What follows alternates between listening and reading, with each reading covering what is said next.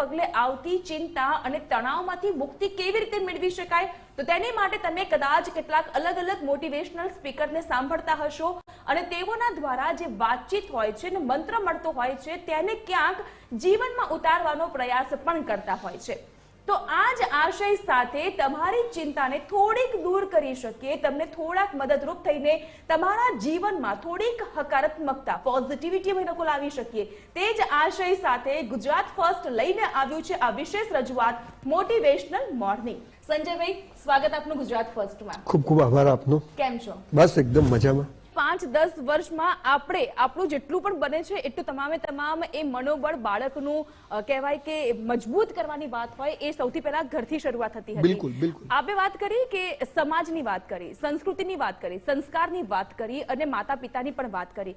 તો સભ્ય સમાજ એ સંસ્કાર અને સંસ્કૃતિથી ક્યાંક વિખૂટો થતો હોય એવું લાગે છે, કારણ કે હવે પરિવાર પણ વિખૂટા થવા લાગ્યા છે. તમે કહો છો, પણ હું જે રીતે I have done more than 2000+ events in the world, અને હું માનું કે સંસ્કારી ઘરોમાં ખરેખર સંસ્કારો બચ્યા છે, પણ જે મિડલ ક્લાસ અને નીચે છે લોકો, ત્યાં આગળ કદાચ સંસ્કારોનો અભાવ મને દેખાય છે.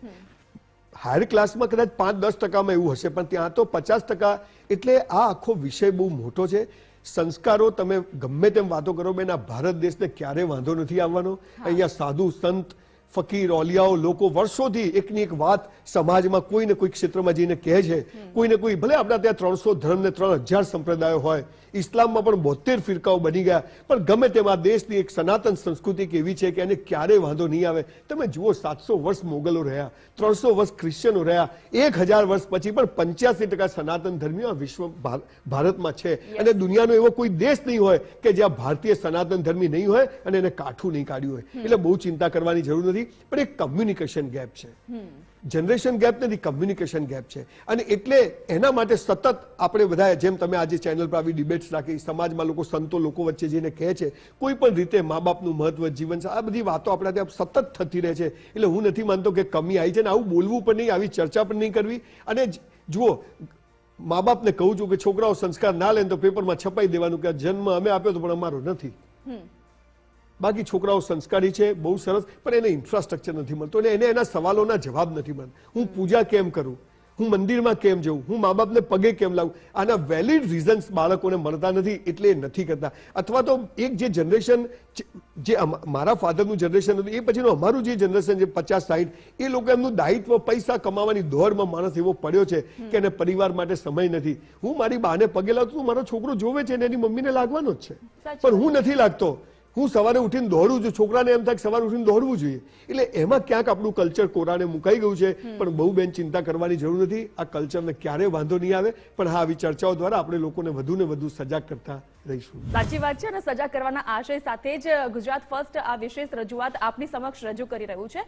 આપણે એક સુંદર શબ્દનો ઉપયોગ કર્યો છે, કમ્યુનિકેશન ગેપ. યસ. કારણ કે અત્યારે બે માણસ વચ્ચે જ્યારે કોઈ પણ પ્રકારની વાતચીત નથી થતી, અને કાં તો પછી લોકોના મગજમાં એવું હોય છે કે વાતચીત કરીને જો આ પ્રશ્નનું નિરાકરણ નથી આવતું અને પ્રશ્નનો વધારે ઉગ્ર વિવાદ થતો હોય તો કમ્યુનિકેશન આપણે બંધ કરી દઈએ. પરંતુ એ લોકોને નથી ખબર કે આ કમ્યુનિકેશન ગેપના કારણે બીજા 100 લોકો તેનો લાભ લે છે અને પછી એ વિવાદ વધુ વકરે છે. તો આ કમ્યુનિકેશન ગેપને આપણે પૂરી કરવા માટે, એ દૂર કરવા માટે શું કરવું?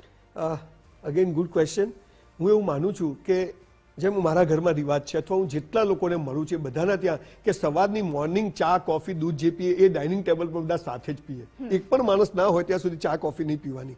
અડધો પોણો કલાક એ ડાઇનિંગ ટેબલ પર બધા સામ સામે બેસે, એટલે અથવા નીચે બેસતા હોય તો સાથે બેસીને ચા નાસ્તો કરવાથી આંખો મળે. રાત્રે કંઈ મન દુઃખ થયું તો એ નીકળી જાય, ઊંઘીને ઉઠ્યા કે હા મારી ભૂલે, એ વાત પૂરી થઈ જાય. બપોરનો સમય શક્ય નથી કે સાથે, પણ સાંજે ડિનર આપણે બધાએ સાથે કરવું જોઈએ.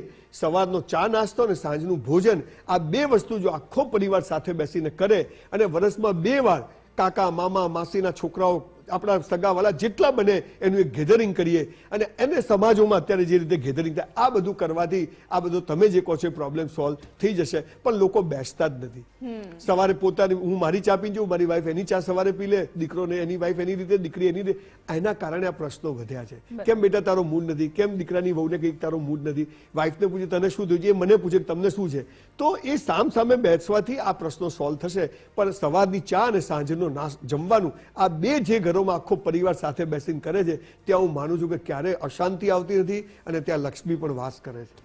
અત્યારના જમાનામાં એવું છે કે લોકો ઓબેસિટીનો ભોગ બની રહ્યા છે. આપણે વાત કરીએ છીએ કે મેદસ્વીતા કે ઓબેસિટીનો ભોગ બની રહ્યા છે, પરંતુ માણસને ધાર્યું કરવું હોય ને ન થાય ત્યારે એ પોતે માણસ કાં તો પછી પોતાનું જે ફ્રસ્ટ્રેશન છે એ બીજા ઉપર કાઢી દે છે. હતાશામાં ગરકાવ પોતે થઈ ગયો છે, પરંતુ બાકીના લોકોને પણ તે પોતાના આ નેચરના કારણે મુશ્કેલીમાં મૂકે છે. તો એ હતાશામાંથી તેને બહાર લાવવા માટે અને એ ડિપ્રેશનમાંથી તેને બહાર લાવવા માટે શું કરવું?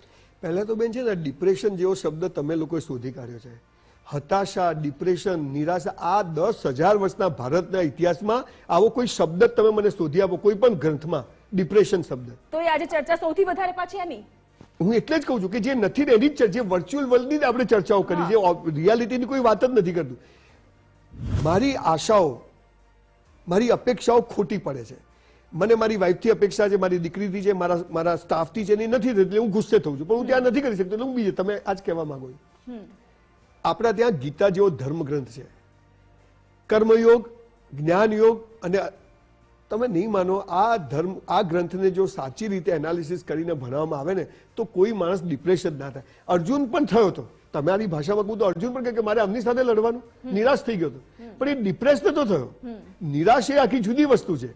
તો આ જે પાતળી લાઈનો શબ્દો વચ્ચેની છે એની ચર્ચા આપણે નથી કરતા. ને પેલા શબ્દો એટલા મોટા થઈ ગયા. અત્યારે ડિપ્રેશન તો એક આખો રોગ તરીકે સ્વીકારાઈ ગયો અને એના ડોક્ટર્સ છે ને એના વિશે ચર્ચાઓ કરવા માટે લોકો બેસે છે. મૂળ વાત એ છે કે માણસને તું આ પૃથ્વી પર આવ્યો છે, કેમ આવ્યો છે એ એને 12 વર્ષની ઉંમરે સમજાઈ જાય. અને આપણા ત્યાં જે 4 અવસ્થાઓ હતી કે 25 વર્ષ સુધી આ કરવાનું, 50 સુધી આ કરવાનું, 75 આ કરવાનું, 75 પછી આ કરવાનું, આ સમજાયા પછી જીવનસાથી નક્કી છે, તારે આ કરવાનું છે. આ જે આપણી આધ્યાત્મિકતાની વાતો હતી એ જો એને સમજાવી દો. I want to be a doctor. I choose science. In 1984, I am the most intelligent student of my school. I got 54%. તો શું ડિપ્રેસ થઈ ગયું, હતાશ થઈ ગયું? મને સમજ હતી, મારા મા બાપે આપી હતી કે આપણું ધાર્યું થાય તો આપણે ખુશ અને આપણું ધાર્યું ના થાય તો ભગવાન ખુશ. મારે ક્યાં નિરાશ થવાની જરૂરત છે? કેમ કે મારે 54% એટલે આવ્યા 12thમાં કે મારે આજે અહીંયા તમારા ત્યાં ગુજરાત ફર્સ્ટમાં ઇન્ટરવ્યુમાં આવવાનું હતું એટલે 54% આવ્યા. હું ડોક્ટર ક્યાં હોતા અહીંયા ના આવત તો તમે કોને બોલાવત? તો ભગવાનના પ્લાન આપણાથી મોટા છે. આપણે ધંધામાં નુકસાન થાય, પ્રેમમાં નિષ્ફળતા મળે, આપણું ધાર્યું ન થાય તો સમજવાનું કે હાલ એનું ધાર્યું થાય છે.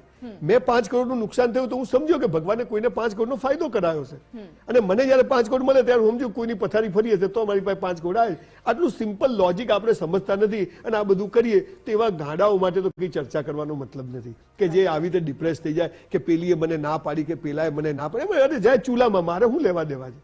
બંદા ખુદ કી નજર મેં સહી હોના चाहिए. અને આ પાવર સ્કૂલ કોલેજોમાંથી અને આધ્યાત્મિકતાથી આવે છે. બાકી કઈ એના વિશે ચર્ચાઓ કરવાથી કે કોઈ ગોળી નથી કે ભાઈ તું આ ખાઈ લે એટલે તું ડિપ્રેસ નહીં થાય. થેન્ક યુ સો મચ સંજયભાઈ. આજના આ મોટિવેશનલ મોર્નિંગ કાર્યક્રમમાં આપ આવ્યા અને જીવનને કેવી રીતે વધુ સુંદર બનાવી શકો છો તમે તમારું બેસ્ટ પરફોર્મન્સ આપ્યો, સુંદર મજાનો મેસેજ આપ્યો. Thank you so much. Thank you. તમારે તમારા જીવનની દોરી કોઈના હાથમાં આપવાની જરૂર નથી. બસ આટલું કરો. તમારું જીવન છે એમાં તમે તમારી જાતે જ પ્રેરણા આપી શકો છો અને એને પ્રોત્સાહિત કરી શકો છો.